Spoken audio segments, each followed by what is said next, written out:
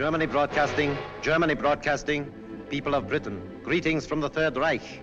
This is the voice you have learned to fear. This is the voice of terror. Again we bring you disaster, crushing, humiliating disaster. It is folly to stand against the mighty wrath of the Führer. Do you need more testimony of his invincible might to bring you to your knees? Very well. Are you ready, operative number 7? This is the voice of terror. A secret airplane factory somewhere in England. Listen, the screams of the dying can still be heard. This is the voice of terror. Are you there, people of Britain, shivering in your cellars? Listen, operative 41. The fuse is lighted. Oil to fuel your navy, to feed your tanks. There it goes up in smoke by the millions of gallons. This is the voice of terror. Do you still believe that there are secrets unknown to the Führer? Listen. Tonight at 7:10, an important diplomat boarded a train at a little station outside Liverpool. Each split second is accounted for. The rails divide. The train hurtles through the air. The diplomat will make no report in London. This is the voice of terror. Englishmen, do you still await your doom in your stupid, stuffy little clubs? It will come, I promise you. Operative 23, the time is now. We strike you on the high seas, as well as on the land. This is the voice of terror. Englishmen, the Führer strikes you now as he pleases. Water pours through your greatest dam, smashing everything before it, even as our invincible armies roll toward their objectives.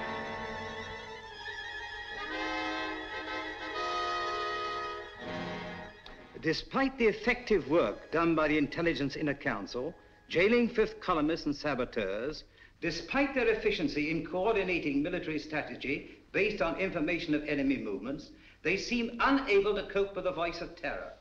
Already 6 military catastrophes have occurred. The unmitigated nerve of the press. Now they're attacking us. At last the fellow to kingdom come. If only we could keep this insidious stuff off the air. I'm not sure that I agree with you. What purpose would that serve? Well, the people wouldn't have to listen to it. I've been talking to Crosby, the radio technician. If we want him jammed off the air, Crosby can do it. I've been working along other lines. I've asked Mr. Sherlock Holmes to come here. What? Sherlock Holmes? This isn't a case for a private detective, it's a matter of state. In this emergency, we should take advantage of everyone's peculiar gifts. Mr. Holmes is the most subtle and extraordinary private investigator of our time. Are you intimating that the Army and Navy intelligence plus Scotland Yard are not equal to the occasion, Sir Evan? I'm sure they're equal to any occasion. They've done a marvelous job of lining up fifth columnists, saboteurs, and keeping us informed of the enemy's movements. But the voice of terror seems to have them stumped. Sherlock Holmes may have a new approach that will solve the problem. What's happened inside these walls has always been secret. We don't want any outsiders here. I'm positively and irrevocably opposed to calling in Sherlock Holmes. Perhaps you'll change your mind. I see nothing whatever to make me do so. Prentice is right. For ordinary criminal investigation, Holmes is excellent, but not for this. He's unorthodox and theatrical. I can tell you all about him. Gentlemen, perhaps I can throw some light on the subject myself. Holmes, how are you? So good of you to come. Good afternoon, Sir Evan. Your card opened all doors. Oh, Blouser! Oh, you put on a little weight since you left school. You don't look any younger yourself, Dimples. How are you? Fine. Come in, won't you? You know these gentlemen? I think so. How do you do? I haven't had that pleasure. May I introduce my friend and associate, Dr. Watson? How do you do? I'm afraid I've arrived at an embarrassing moment. Not at all. This gentleman here, Admiral Sir John Prentice. Admiral Prentice, objects most strongly to my being called in. How could you possibly infer that? From the carpet. Carpet? A man who rises from his chair and digs his heels sternly into the carpet is violently opposed to something, and the Admiral, being quite distressed by the criticisms of the press, would be most apt to resent my intrusion. Well, you've just arrived from Sevenoaks. Yes, of course. How on earth did you know that? Oh, pardon my mentioning it, but adhering to your left boot heel is a variety of clay known only in Sevenoaks. An amazing piece of deduction. Elementary, my dear Baron. Here's a broadcast of the Voice of Terror.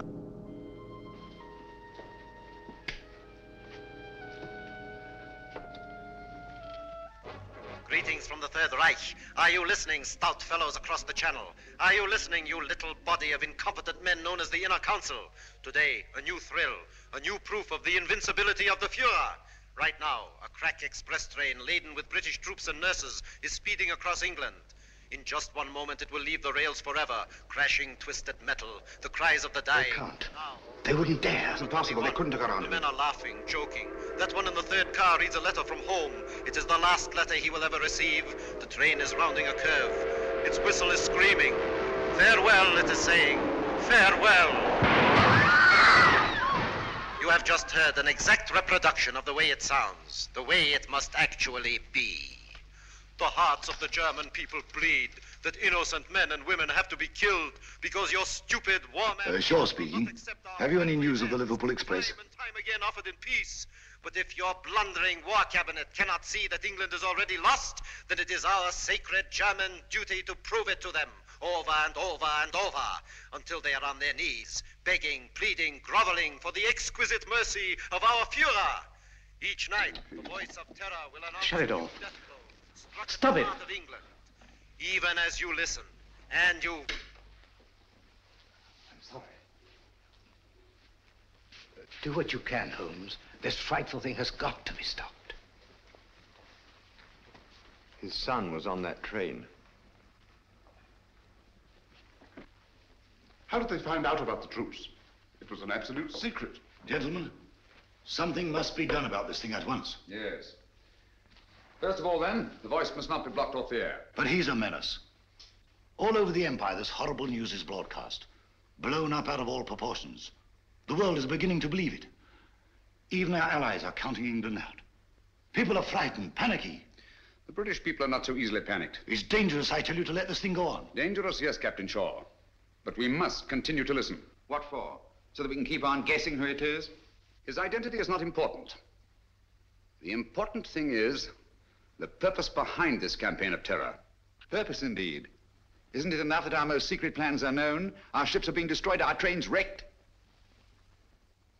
I'm convinced that these disasters are only a prelude, a smokescreen, to cover up a more diabolic plan. And I intend to find out what that plan is. This council and Scotland Yard will give you all the aid you require. Thank you. Gentlemen, my connection with this case must remain absolutely secret. You understand that, of course. Why, certainly. You will let the council know at all times just what you're doing. I shall give you such information as I think wise to disclose in the interests of safety, both the public's and your own. The Inner Council has never shared its secrets with anyone. I demand that you keep us informed of your activities and progress. Come along, Watson. Mr. Holmes, I want to apologize for your rather lukewarm reception here. Oh, thank you, Sir Evan. I'm used to the chilly atmosphere of high places. And of course, you recognize the importance of time. Quite. And results. Mr. Lloyd, I'm quite sure that Mr. Holmes can be trusted not to fail. He never has, you know. Thank you, Watson. The word is seldom. Goodbye, Sir Evan. Goodbye, sir. Goodbye, Barham. Goodbye, Watson. Well, shall we walk for a bit or take a taxi? I'm afraid we have no choice. Huh? You know, Watson, I have a feeling that when we go out of that door, a girl will be waiting. A girl? What do you mean? A young lady whom neither of us has ever seen before will come forward to greet us. Holmes, now you're pulling my leg again.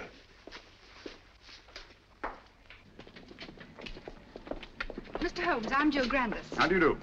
This is my friend, Dr. Watson. How do you do? How do you do? I've been assigned to drive you around. Thank you. Good gracious me. Where do you wish to go? Baker Street. I know, 221B. Come on, Watson. Hurry up, old fellow.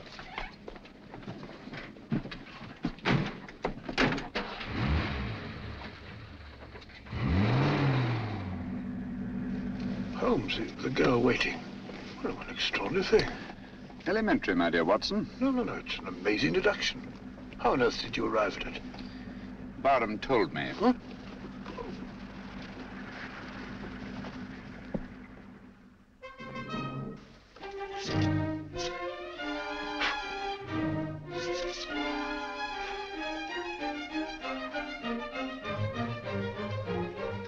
Oh, don't you worry, Mrs. Hudson.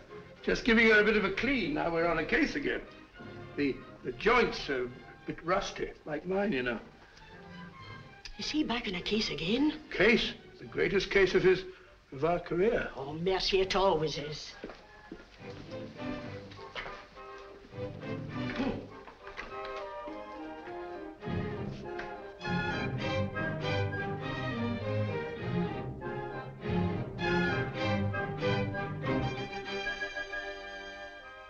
Holmes. I say, Holmes. What? I'm sorry. Well, if you ask me, it's disgraceful. Beethoven's Fifth? Not at all. It's very good. Sir Ronald Headley's conducting very well tonight. I don't mean the concert. No? England's in danger. Heaven knows what frightful disaster's happening, and you sit there calmly listening to the wireless. Music hath charms. Very restful. That's got nothing to do with the whole... Contrary, my dear Watson, it may have a great deal to do with it. Oh, really? I don't see what.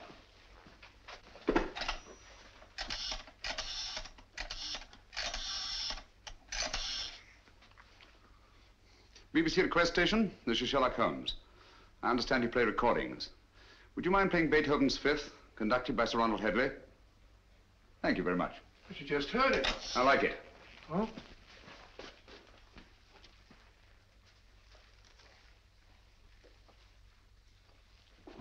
We've had a request for the Beethoven Fifth Symphony, played by the London Symphony Orchestra under the direction of Sir Ronald Headley. This is a transcription.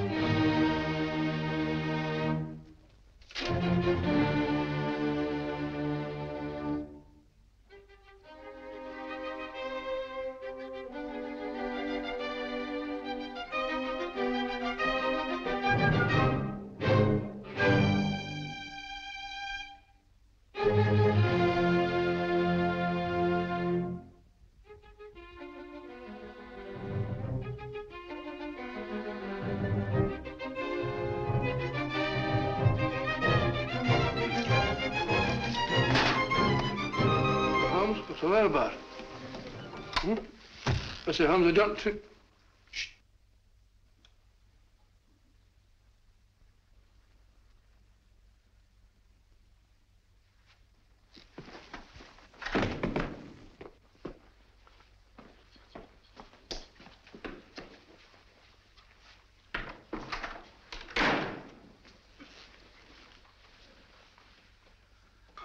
Mr. Holmes. Yes, Gavin? Christopher. Dead? Yes. It's been driven in with a lot of force. Watson, this is a warning. Warning? How do you know? I had sent for Gavin to get certain information, which you must have found there in the dark and sinister alleys of Limehouse. He came with his message, which someone doesn't want me to hear, someone determined and dangerous. What's the good of a warning of danger? You don't know from what or from whom? That we shall have to discover. This knife was thrown by the tip, from a distance of about 50 feet, by a man about 5'10". Steady, Holmes. Elementary. No fingerprints. But the distance and the man's height. The angle of entry. And the force with which he penetrated the victim. But Holmes, what do you suppose he meant when he said Christopher? We must find out at once. Come on, Watson. Huh? Come in. Oh, Mr. Holmes, I saw a fella lurking about your steps, and Blimey, he won't lurk no more. Pull me out. Take care of it, Dobson. Very good, sir. How did it happen? Haven't time now. Get your coat on, Watson. We're going out. No. Holmes, you promised. Oh. Where are we going? Limehouse.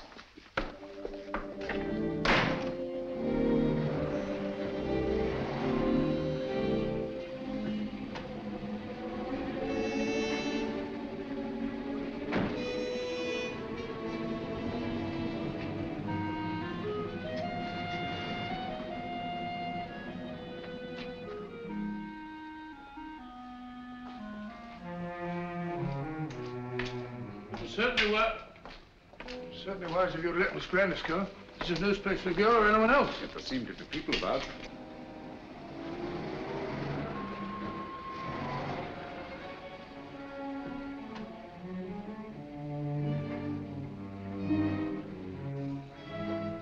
Even Miss Grandis. If I'm not mistaken, she's keeping an eye on us. You're Mr. Sherlock Holmes, ain't you? Yes. I wouldn't come down here if I was you. This is Limehouse, and we don't fancy your sort of bloke in these parts. The fellow's absolutely right. Hadn't we better Quiet, be... Watson. This is still a free country. A man may walk where he pleases. And live to regret it. Live, yes. Regret it, I think not. Step back. Come on, Watson. Unfriendly, what? Speak a break.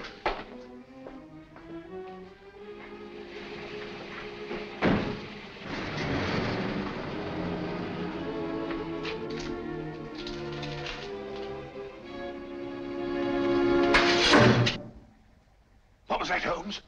It's all right, quiet. I can't see a thing. Luckily for us, neither can they.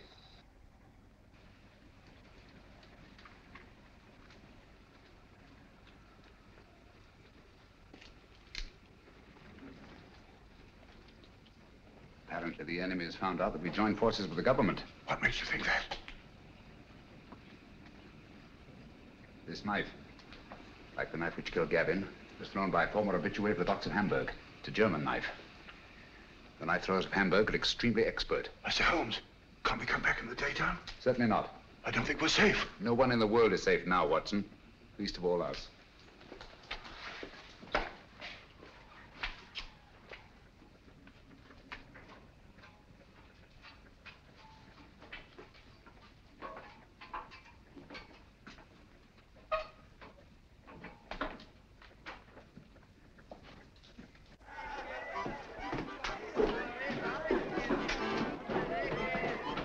What is it? Not ready. Don't tell me that you don't recognize me. Mr. Sherlock Holmes. I got a specially ugly lot here tonight. I'll take my chances. I can't keep you up, Mr. Holmes, but...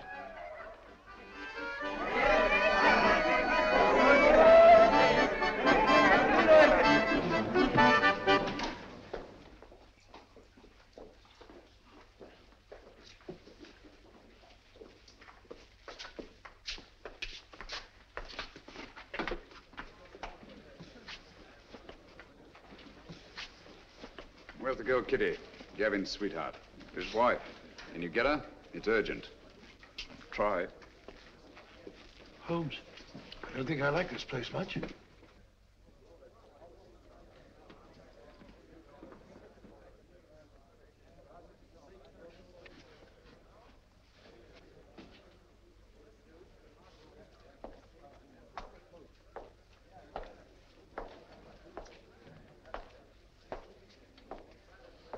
Well, just sit here if you don't mind.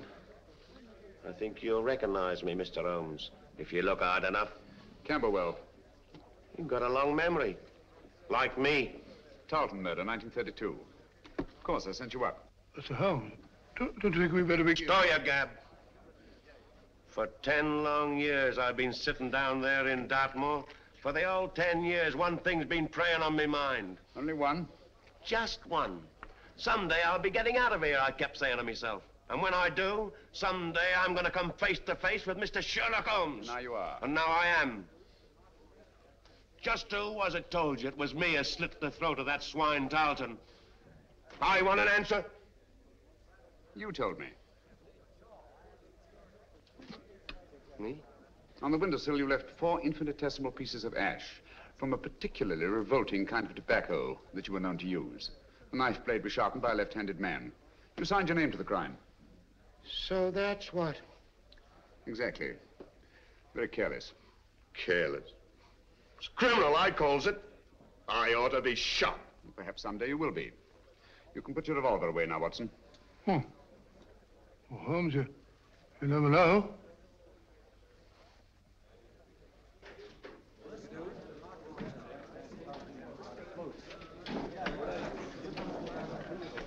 Where's Gavin? Sit down, Kitty. Where is he? You've got him into trouble. What have you done to him? Take it easy, Kitty. Gavin's dead. Dead? Oh, it ain't possible. Well, I was with him only 2 hours ago. You're trying to frighten me. No, I'm not, Kitty. It's you. You killed him. I warned him to stay away from you. I knew you'd do him in. I had nothing to do with it, Kitty. Well, who did then? Who did? He was knifed on my doorstep.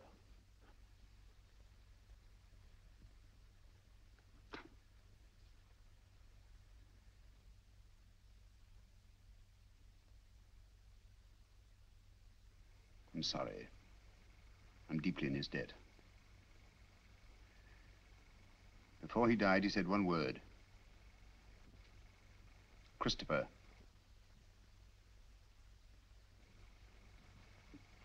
You know what it means?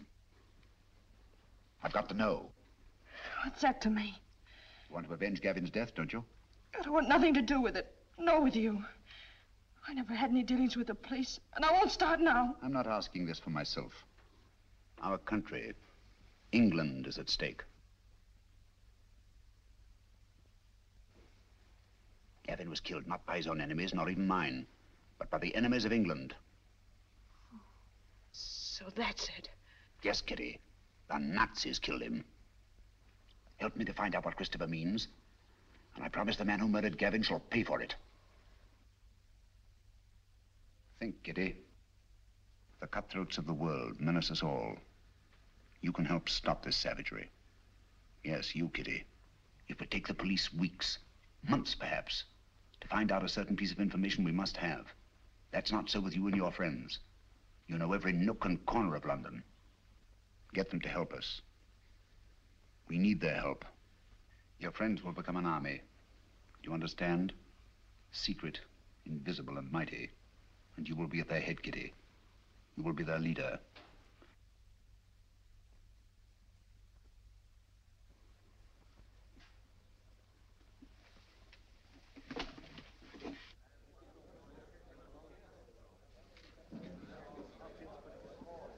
Grimes, do you know what Christopher means?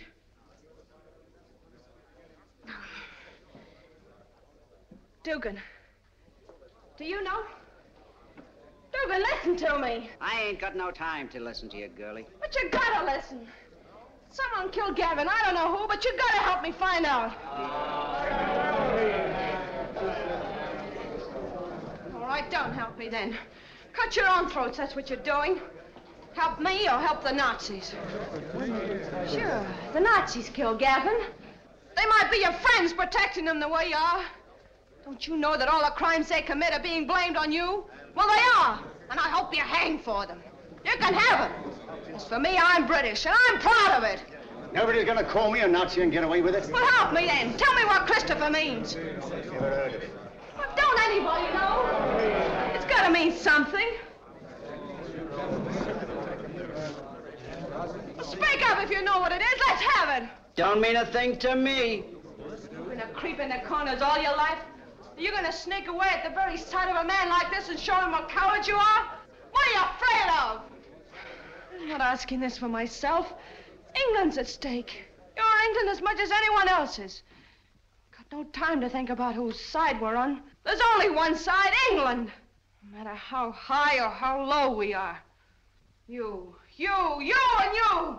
We're all on the same team. We've all got the same goal. Victory! Now, what do you want to know? Spread out all over London. But find out what Christopher means. We'll find out. No fear about that. Thank you, Peavy. Well done, my dear.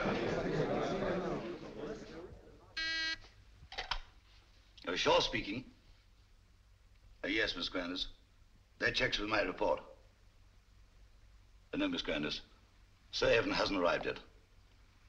Yes, thank you. Miss Grandis reports that Holmes spent some time at the Air Ministry today. That checks with my information. Last night, a murder and a session in Limehouse. I wonder what the fellow... He's here now. I don't think I need to report on my activities, gentlemen. You must be fairly well informed. We have our methods, Holmes. It only remains for you to show what's been accomplished. All in good time, Mr. Lloyd. Good evening, gentlemen. Good evening, Sir Evan. What's the matter? You look pale. Oh, it's nothing. Barham, your hand. Let's have a look at it, Barham. Oh, it's really nothing. Just an accident. What sort of an accident? Some fella took a shot at me, just as I was leaving the house. Took a shot at you? It's only a scratch. Ugly thing to happen. Have you any idea who it was? No, I haven't. He popped up out of the bushes, just as I was getting into my car. Fired once, then disappeared. What do you make of it, Watson? Bullet wound. Congratulations. This is a matter for the police. Oh, no, please. I can never identify him. Let's forget it. Captain Shaw.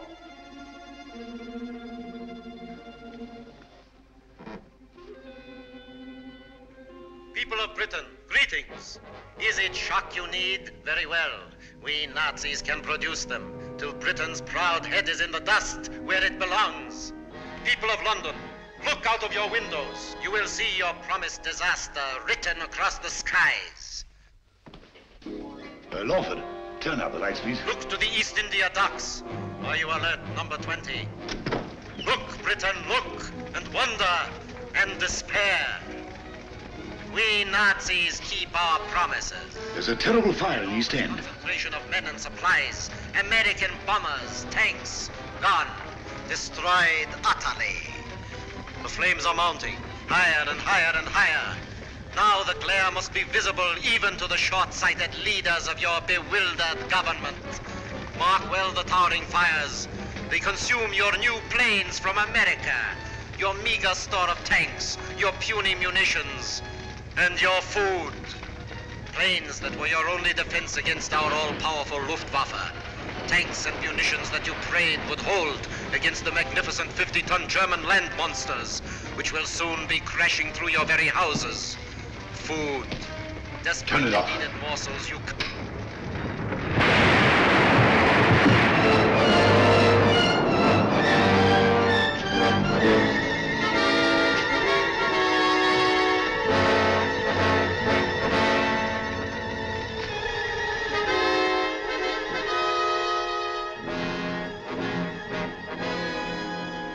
Gentlemen, this is really a terrible setback. How do they find out our secrets? It's horrible, the way it's timed, the precision of it. It's not so precise. Almost precise. What do you mean? I should call it exact. No.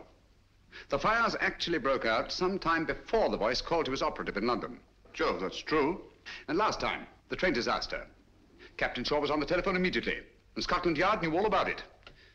The derailment must have occurred at least 10 minutes earlier. That's certainly possible. Even so, what of it? No mystery, nothing supernatural, just split-second planning, that's all. Days, perhaps weeks in advance. Very well figured out, Holmes. It gets us a step forward. Now, gentlemen, let's take a step even further. I have charted here the tonal differences between actual and transcribed broadcasts. Using this test, I'm convinced that the voice of terror is undoubtedly recorded and played from a record. What does that prove? It proves that the voice of terror, the man himself, is not in Germany. He's here, in England. Oh, that's impossible. What are you telling us, Holmes? It can't be.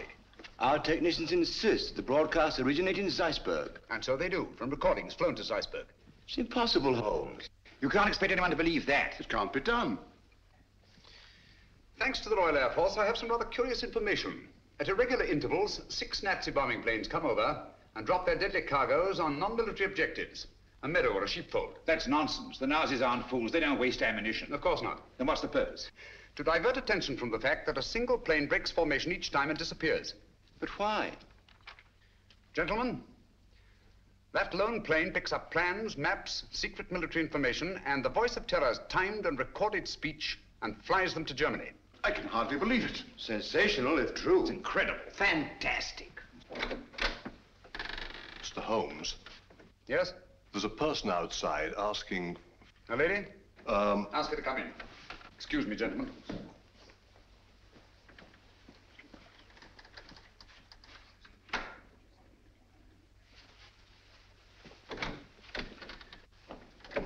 Gentlemen, I must leave at once. Where are you going? That must remain a secret, even from this council. I object to this, Mr. Holmes. You're here against my wishes. Since you are here, I demand to know what's being done. As I've already told you, Mr. Lloyd, I shall report to this council at the proper time. And so, gentlemen, until we meet again, as I hope we will, take no unnecessary risks. We're all in grave danger. Come along, Watson. Coming.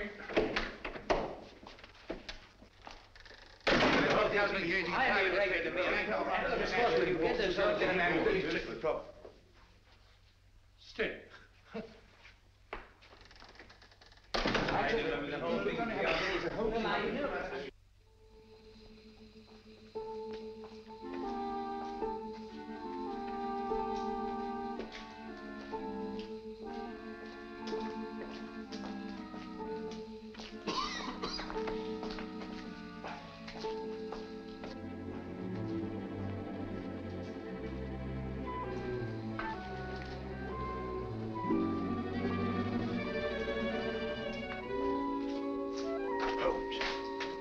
We're being followed.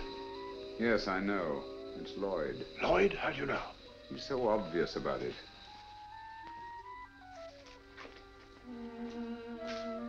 Good evening, Mr. Lloyd. You going our way? I intend to find out what you're doing. Even to the point of following me?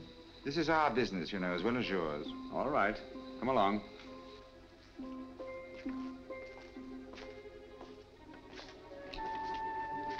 This is the place. Seems deserted. It's been deserted for years. Not very securely locked. Fortunate, isn't it?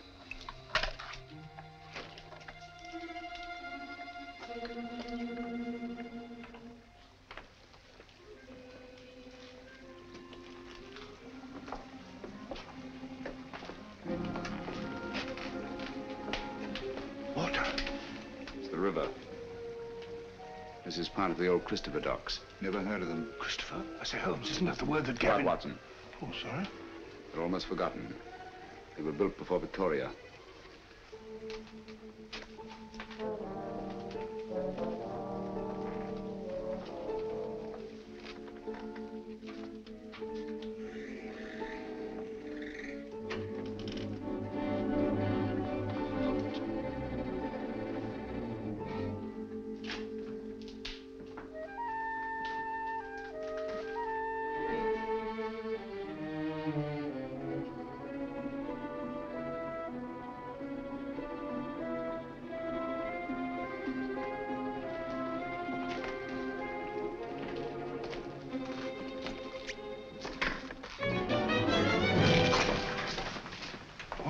Red.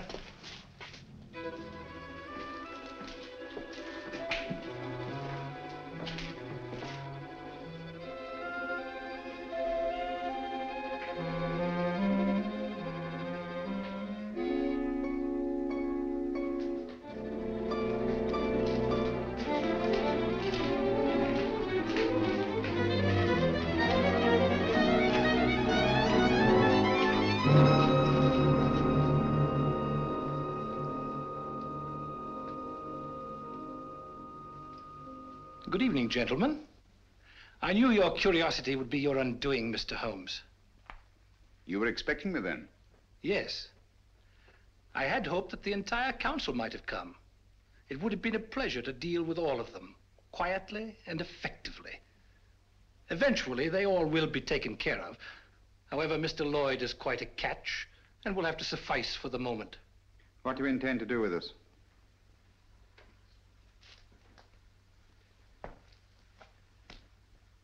Were it not that time is so pressing, we might first put you on trial. On trial for what? Crimes against the Third Reich. Misguided efforts to wreck our inevitable victory. Mr. Lloyd, your super-British patriotism, your blundering but sometimes effective intelligence efforts are well known. We have quite a score against you, which will be settled. Dr. Watson. A fair physician, no doubt, but of no consequence. To our stupid British minds, every life is of consequence. A quaint notion of an even quainter nation. We are not like that. We know that only the powerful are worthy of respect. Let our record speak for us. Your record speaks. It's brilliant. Thank you. A brilliant record of rapacity, cruelty, torture, deceit, and murder. Murder?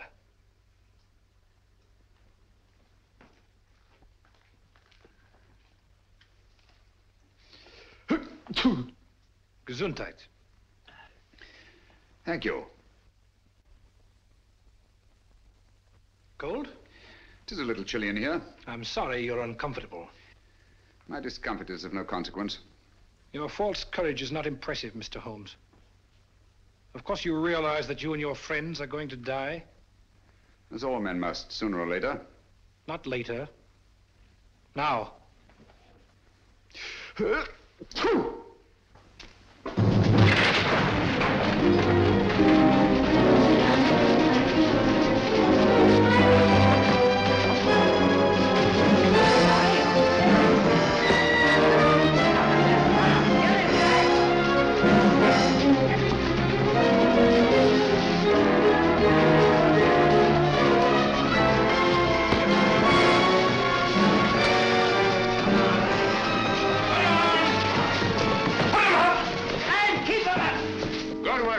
It's a pleasure, sir. All right, then. Line him up there against the wall. Come on, get back again. Come on, get back.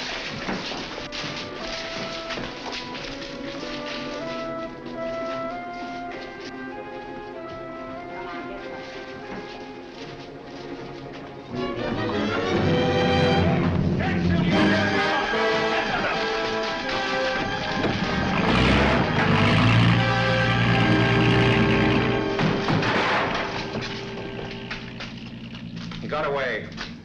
Oh, most unfortunate. I blame myself severely. I should think you might, Holmes. If you hadn't been so stupidly mysterious, allowed Scotland Yard to give you adequate protection, the man would never have escaped. No, he never would. Most regrettable.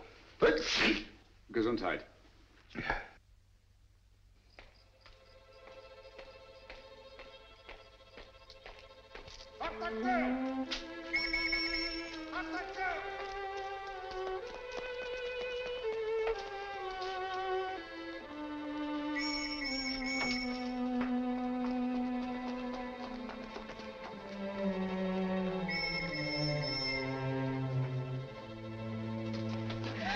Keep quiet.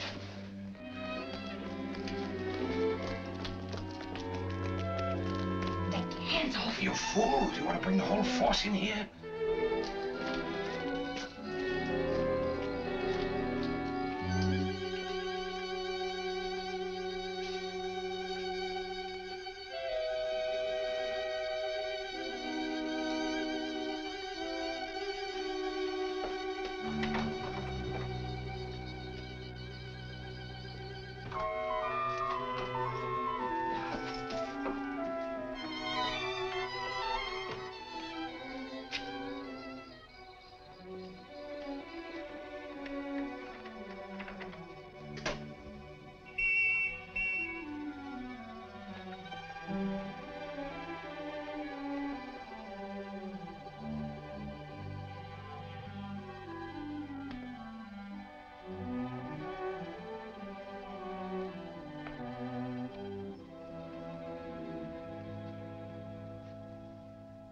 So that was it, eh? Quite a haul. It's mine.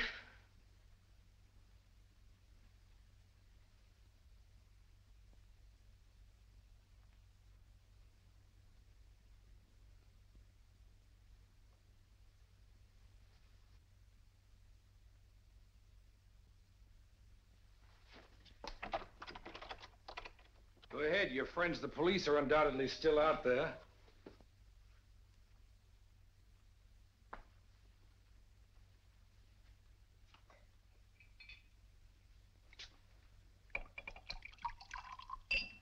There isn't a better hideout in all London.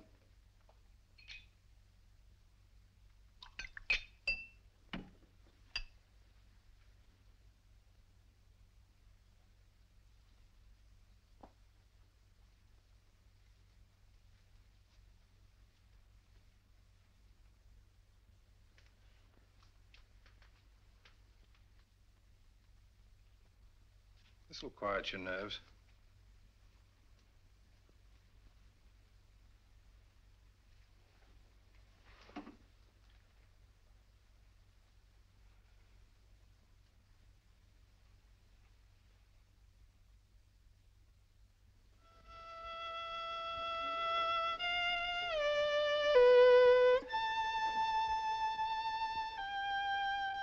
The tea's got cold again.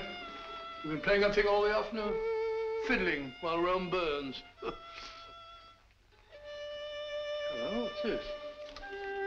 General J. Lawford, KCB DSO, and Captain Roland Shaw, MC, who today narrowly escaped being struck by a falling wall in a bombed area. Lawford and Shaw by a falling... Holmes, you don't think that... It was not an accident. Good heavens. Holmes, that sinister-looking fellow, what's his name? Meade. If only he hadn't got away. Yes, difficult as it was, I managed to let him escape. You let him escape? But great Scott, man! He was about to kill us. He may even yet. I don't understand you, Holmes.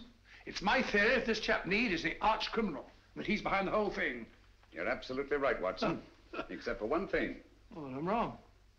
Have you observed that a highly secret military plan is thwarted by each of these disasters? Yes, I have. Now that you mention it. Watson, there's a leak. A leak? You mean in the council? But Holmes, that's impossible.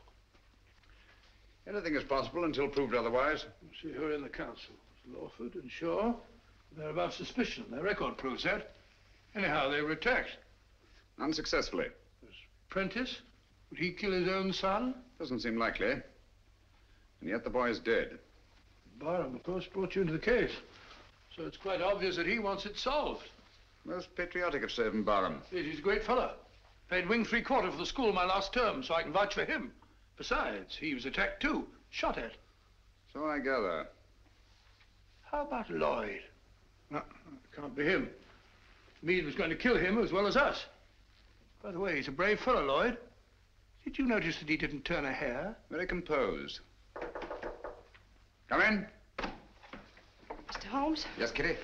I think now we'll be able to get some information from Mr. Meade. Your plan worked like a charm. I knew you could do it. Oh, it's not so hard once your mind's made up. And mine is. You'll be careful. She better be. She's mixed up with that fellow. Oh, I'll be careful, all right. But I'm going through with this. Good girl. I heard him talking on the phone today. Yes? He said, I'll take care of that little Seven Oaks matter at 11 tonight. Seven Oaks? Isn't that where... Barham has a country place. Watson, there's not a moment to lose. If I find out that Meade did kill Gavin, I'll... If so, he'll be punished. I warned you no one was safe with that fellow at large. Now he's after Barham. Yes, I only hope we're in time. Come along, Kitty.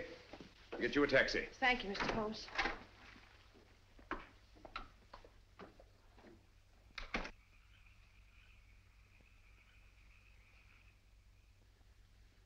You think you ought to go it alone, sir? Worrying about that escaped German agent, huh? He threatens to kill the entire council, sir. Come, Smithson.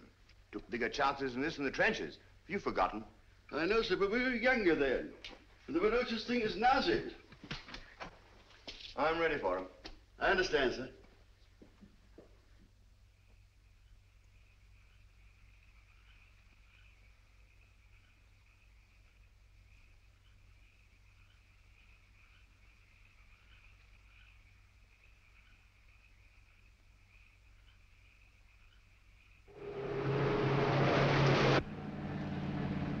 Driven Sir Evan down here before, of course, Miss Grandis. Quite often. He comes down whenever he can. He's a local air raid warden, you know. Likes to get away from the excitement occasionally, eh? Yes. It's so very quiet here. Quiet and remote. away from everyone.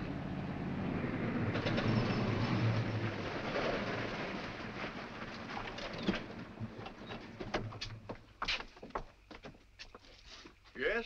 Oh, Miss Jill. It's all right, Smithson. Where's Sir Evan? On his rounds, miss. Which way? Down that lane of trees, sir. I'll go. You stay here.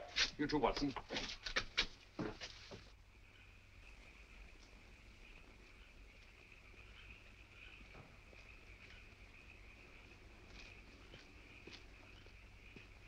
Hello there, Bottom.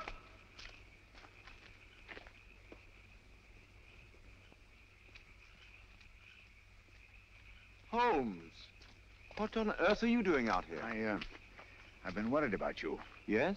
That fellow Meade appears to be in the neighborhood. Do you mind if I go along with you? I feel better about it. Not at all. I'd appreciate the company.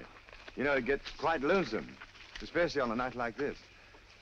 By the way, do you feel you're getting any nearer a solution of this terrible business? Yes, the end is in sight. Really? Well, would you mind telling me? Listen. Air raid sirens. Yes. Coming our way. Yes. Yet I don't seem to hear any planes. Wait a minute. I can. Look. There's one. She's coming right over.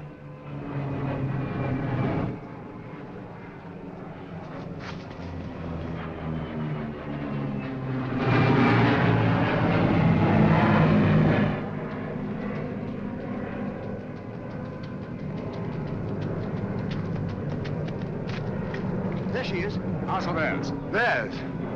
Holmes, he's coming in for a landing.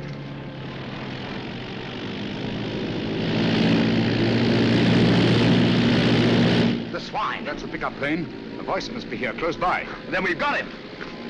Bottom! Be careful!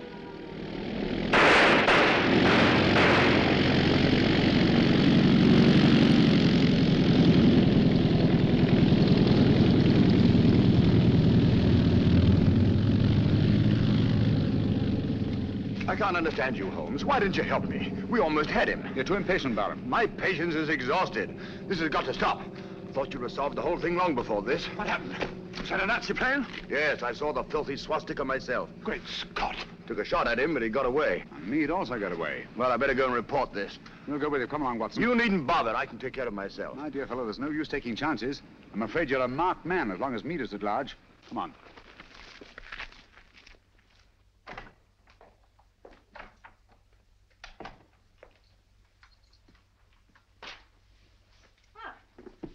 You're a fine one, leaving me alone half the night. You think I like it? I want to go out and have some fun. Don't bother me. Said you were going to let me work with you. Someday you'll come back and I won't be here. Where would you go? What's my business? Maybe you'll be waiting here next time and I won't come back. Don't talk like that. I'm sorry, Kitty. You seem sort of different lately. Anything the matter? Maybe the next time you see me, I'll be in a position of authority, of power. No longer hiding in the dark. Giving the orders, not taking them. What do you say to that? You're drunk. Drunk? Yes. When I was a boy, I dreamed a dream. I was dressed in armor, shining blue-gray armor. I rode on a horse through the streets where the people cheered, hailing me. I rode over the bodies of underlings, prostrated before me. Their blood ran out along the gutters like a river.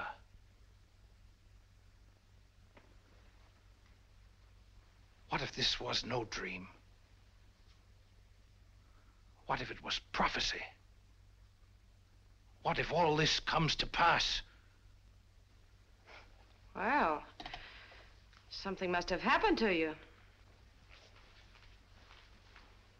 Yes, Kitty.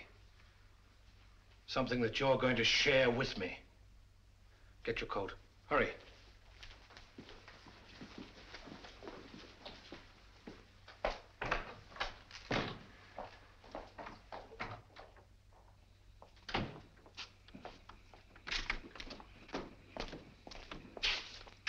Right, you. Got plenty of petrol? Enough. Start driving.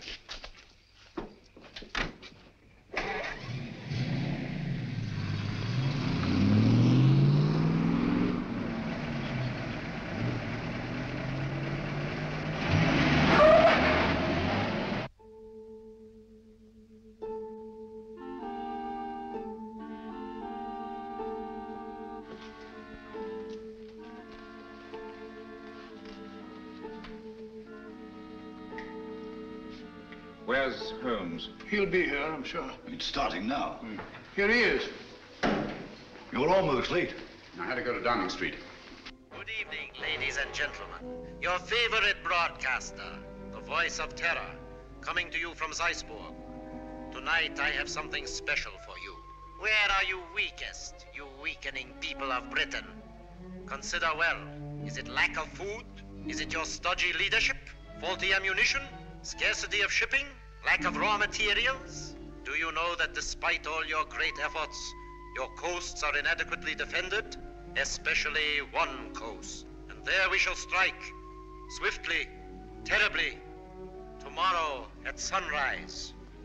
In a special broadcast at that time, I shall describe the carnage. Turn it off. What does he mean? What kind of threat is this? Remember, all our reports for the last few weeks have indicated abnormal enemy activity on the coast of Norway. That means an attack in force on our northeast coast. Then that's where we must concentrate all our forces, immediately. They'll never bring it off now that we know. This time the voice is boasting. Perhaps, but so far he's made good his boasts. What have you done to stop it? Shilly-shallying about while these crimes continue? This is the last straw. We must prevent this all-out attack at any cost. Sir Evan's right. All our available resources must be rushed to meet it. Withdraw material from elsewhere? If need be, yes. This calls for action, and lots of it. There's something curious about this broadcast. He said tomorrow. Always before, it was now. I wonder what it means. There's no time for wonder at this point. Mr. Holmes, your methods have got us nowhere. The situation demanded action and got none. Mr. Lloyd, I think I know when action should be taken. Nevertheless, we take charge now. This is a crisis you can't hope to deal with. A man to see you, Mr. Holmes. Bring him in. Yes, sir. Mr. Holmes, sir. Last night I trailed Kitty and the fellow Mead. Yes? They went to a place near a bomb village on the coast, sir. North?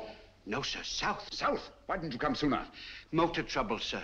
Just got back. All right, it can't be helped. Stand by until we need you. What? So, it's on the southern coast the drama's to be played. The fox is out of his hole at last. Mead has led us to the voice of terror. Gentlemen, we must set out at once. Are you mad? What sort of a wild goose chase are you suggesting? It's ridiculous. It's time to put a stop to this.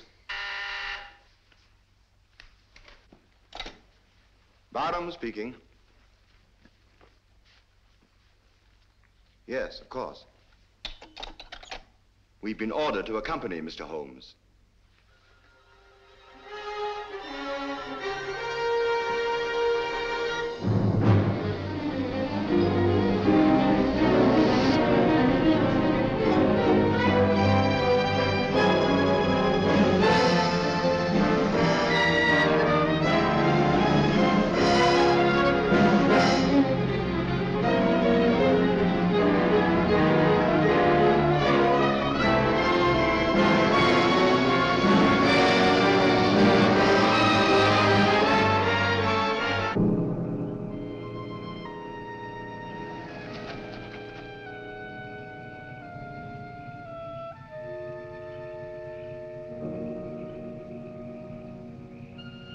Major Harrison, Mr. Sherlock Holmes. Good evening, sir. All the arrangements have been made. Splendid.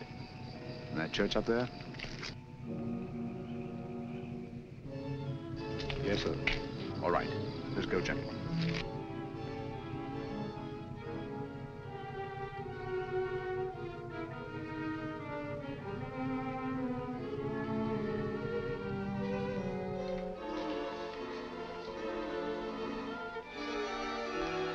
Von Borg seems to be delayed. He'll be here, never fear. You all understand your objectives. Sheila! Sheila! Yes, sir. You understand what you're to do? Yes, sir. I'm going with the first contingent to Liverpool. Your men are waiting there, organized to take control? They have been ready and waiting for weeks. What was that?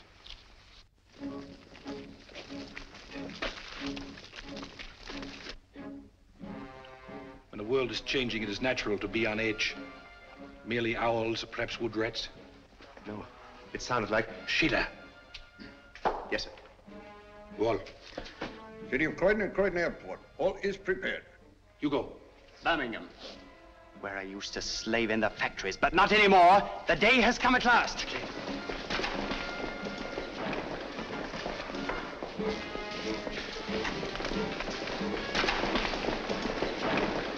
Line them up over there.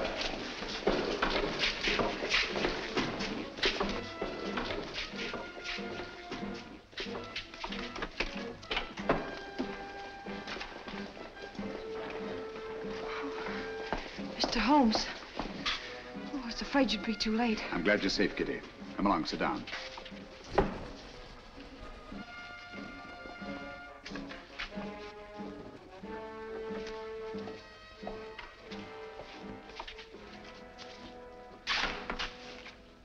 Gentlemen, when Mr. Meade and I last met, he wished he could put us on trial.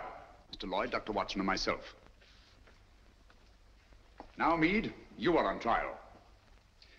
First, let me tell you why you have met here. The vague but canny threat against our northeastern coast was a blind. Your group was congregated here to receive an invasion army proceeding across the channel. What? Invasion? All those men rushed for defenses of the north? I can't believe it. It sounds impossible. Sit down for a moment. It seems absurd of me. At the head of this mighty force, the picked and chosen, the faithful were to proceed to various centers of our country and take up positions of authority. And we shall, do you understand that? Unfortunately for you, that is not to be. We're held, yes. But the invasion will proceed without us. Why else is he doing nothing? Why we are helpless here? Please be patient. You called me in on this case to identify and to silence the voice of terror and to circumvent the unknown plan behind it. That undertaking is still in progress. But we are rapidly drawing to a conclusion. Gentlemen, the voice of terror is here with you in this church. What? Are you referring to Meade? Why, who is it? Meade was my one sure connection with the voice of terror. At the warehouse, I allowed him to escape and assigned Kitty here to trail him. When I learned through Kitty's abduction that Meade had come down here to meet with a group of men, I asked myself why. Why a deserted fishing village on the Channel when Scotland was to be the next scene of disaster? And why was it necessary to withdraw great stores of ordnance and material for the protection of Scotland? It was a ruse, gentlemen, to leave this coast unprotected. A ruse devised by the voice of terror. I knew quite early, of course, that the voice was a member of your august body. You dare to insinuate that one of us... If this is meant to be humor, it's very ill-timed. German agents knew I was on the case the very night I was called in. How did they know this secret? One of your counsel informed them. There were attempts made on the lives of all of us. But the attempt made on the life of one of your members was entirely unsubstantiated, resting on his word alone. One member whom I went to the country ostensibly to protect, actually to surprise. This member fired on the Nazi pickup plane, not in rage as he pretended, but to warn and frighten it away. That was very clever of you, Sir Evan. Sir Evan? I can't believe it. Sir Evan couldn't be implicated in a thing like this. What's Sir Evan got to say? Let me congratulate you, Mr. Holmes. You admit this outrageous accusation? There's been treason before, but this is beyond belief. Treason is not involved. Sir Evan Barham is not Sir Evan Barham. What are you talking about? In March 1918, Lieutenant Evan Barham was a prisoner in a German prison camp. There, his amazing resemblance to a certain Heinrich von Bock, a brilliant young member of the German Secret Service, sealed young Barham's fate. One morning, he was taken out and shot, murdered in cold blood.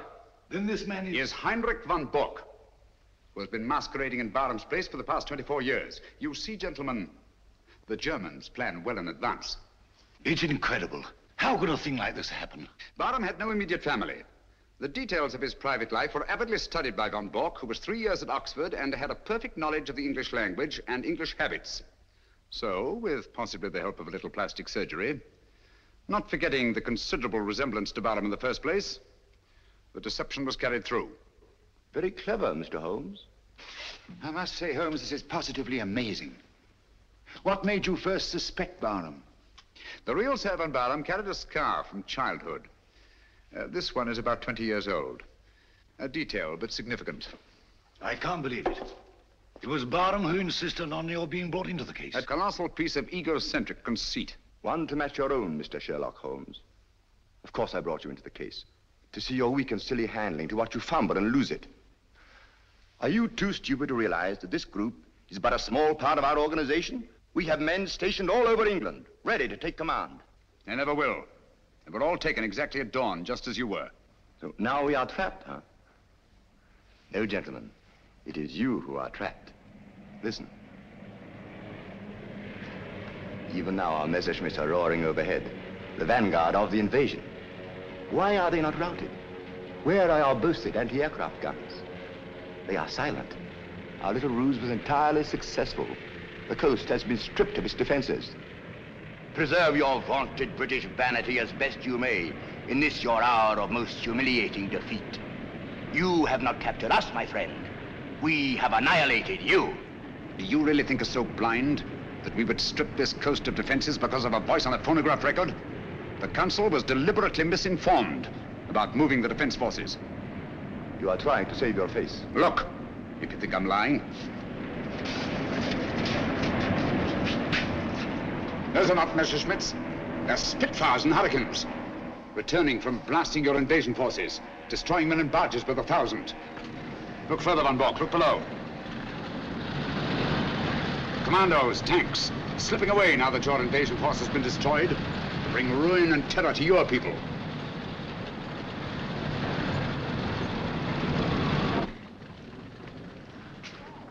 I wonder if there's anything on the wireless about this. The BBC. We are frightfully sorry to announce that a special broadcast of the Voice of Terror will have to be delayed indefinitely. A threat against our northern coasts, made only as a blind to cover the enemy's invasion plans, has not been fulfilled. Instead, our victorious planes have blasted invasion bases on the continent, destroying enormous stores of materiel and troops. More news of this triumphant victory tomorrow. At the same time, the scattered Nazi agents all over the Commonwealth have been unceremoniously clapped into prison. That is all.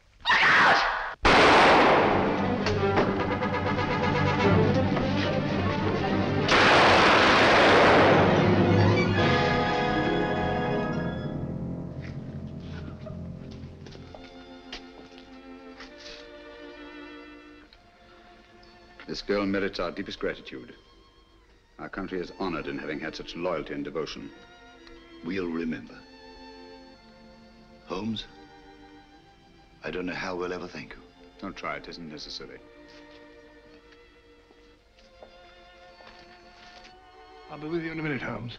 I'll just see that she's taken care of.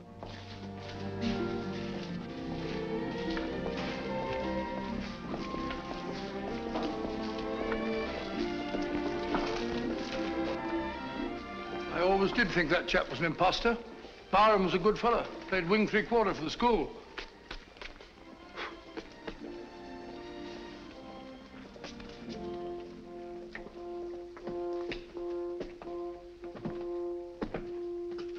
What a lovely morning, Holmes. There's an east wind coming, Watson. No, I don't think so. Looks like another warm day. Good old Watson. The one fixed point in a changing age. There's an east wind coming all the same. Such a wind has never blew on England yet. It will be cold and bitter, Watson. And a good many of us may wither before its blast. But it's God's own wind nonetheless. And a greener, better, stronger land will lie in the sunshine when the storm is cleared.